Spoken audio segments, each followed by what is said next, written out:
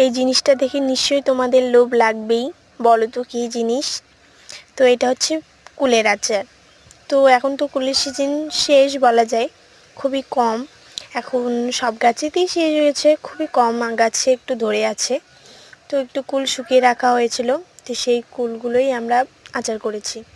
তো দেখো, দেখলে নিশ্চয়ই বুঝতে পারবে। তো আমি 2 ডাব্বা করেছিলাম। তো এই ডাব্বাগুলো আমি দোকান থেকে নিয়ে এসেছি। দোকানের লাড্ডু রাখা ছিল, ভীষণ ভালো লাগছিল ডাব্বাগুলো, তাই নিয়ে এসেছিলাম দোকান থেকে। আচারের কালারটা দেখো কত সুন্দর এসেছে। আচারটাও ভীষণ ভালো হয়েছে খেতে। আমি করেছি, ভালো হবে না বলো? তোমাদের লোভ লাগছে তো?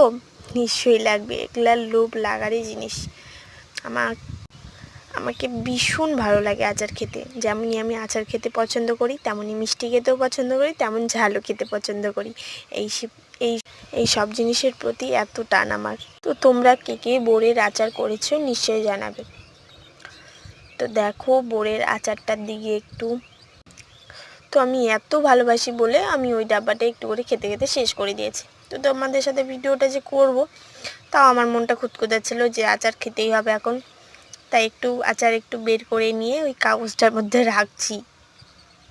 আমি তোমার সাথে ভিডিওটা শেয়ার করার পর খাবো, কিন্তু না, সামালই হচ্ছে না, আমার মুখটা একটুকুও সামাল করতে পারছি না। তো দেখো, আমি একটা উঠিয়ে নিয়ে গপলাস করে মুখে দিয়ে দিলাম। তো আর বাদ বাকিগুলো আমি কাগজে রাখছি, তোমাদের সাথে ভিডিও করার পর খাবো ওগুলা। তো ভিডিওটা আমার কেমন লাগলো নিশ্চয়ই জানাবে। তো তোমরা কে কে আচার করে খেয়েছো সেটাও জানাবে। তো প্লিজ ভিডিওটা সবাই দেখো, স্কিপ করো না।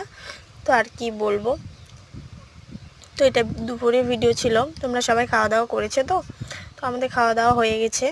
আমি কিছুক্ষণ একটু শুয়েছিলাম, তো এখনই উঠলাম, উঠে ভাবছি তোমাদের সাথে একটু ভিডিও